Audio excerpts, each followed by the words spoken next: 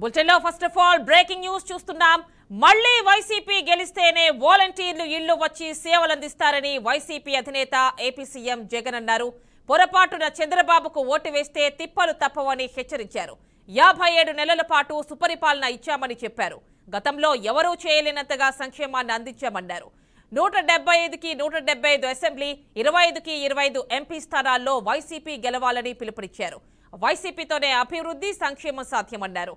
ఎన్నికల ప్రచారంలో గుంటూరు జిల్లా ఏటుకూరు బైపాస్ రోడ్లో నిర్వహించిన సిద్ధం సభలో వైఎస్ జగన్ పాల్గొన్నారు. గత టీడీపీ ప్రభుత్వ పాలనపై విమర్శించారు. 2014లో ఇచ్చిన హామీలను ఒక్కటి కూడా అమలు చేయలేదని గుర్తు చేశారు. ఇప్పుడు మళ్లీ అదే కూటమి మోసాలతో వస్తోందని హెచ్చరించారు.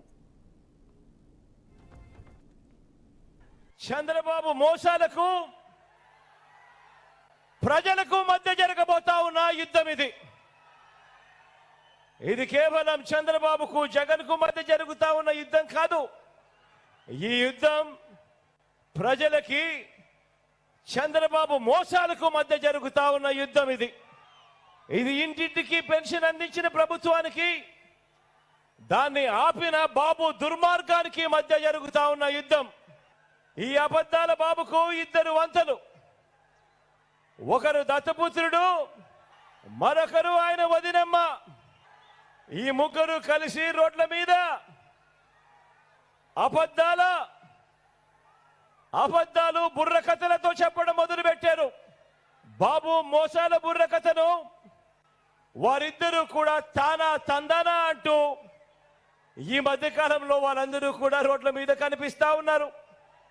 ఈ సిద్ధం సభలో మీ అందరి ముందు కూడా నేను ఒకటి చెప్పదలుచుకున్నా.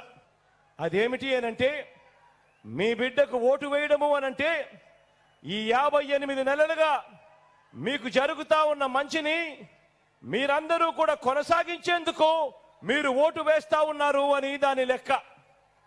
మీ బిడ్డకు కాకుండా చంద్రబాబు నాయుడు గారికి ఓటు వేయడము అనంటే దాని అర్థం ఈ 58 నెలలుగా మీకు జరుగుతా ఉన్న మంచిని మీరంతటి మీరే ఇక మాకు వద్దు అని మీరంతకు మీరే ఓటు వేసినట్టు అవుతుంది అన్నది కూడా గుర్తుపెట్టుకోమని కోరుతా ఉన్నా.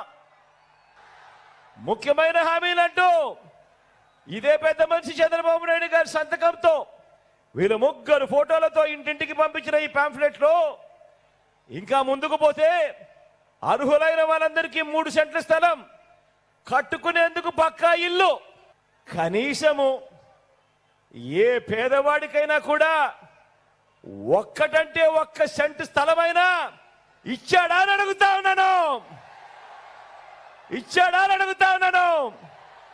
ఇలా రెండు చేతులు పైకెత్తాను. ఇలా లో ఉన్న ఏ ఒక్కటైనా ఇందులో చెప్పిన ముఖ్యమైన హామీలంటూ ఇందులో చెప్పిన ఒక్కటంటే ఒక్కటైనా కూడా అమలు అయ్యిందా అని అడుగుతా ఉన్నాను మీ అందరితో. మరి 2014లో ఇదే మాదిరిగా ప్రజలను మోసం చేసిన వీళ్ళు మళ్ళీ ఇదే తీరులోనే 2014లో ఇచ్చిన ఏ ఒక్క హామీ కూడా అమలు కాకపోగా మళ్ళీ వీళ్ళు ముగ్గురు కలిసి మళ్ళీ ఏకమై ఇప్పుడు మళ్ళీ ప్రజలను మోసం చేసేందుకు కొత్త హామీలతో, కొత్త వాగ్దానాలతో ప్రతి ఇంటికి బెంజ్ కారు కొనిస్తారట.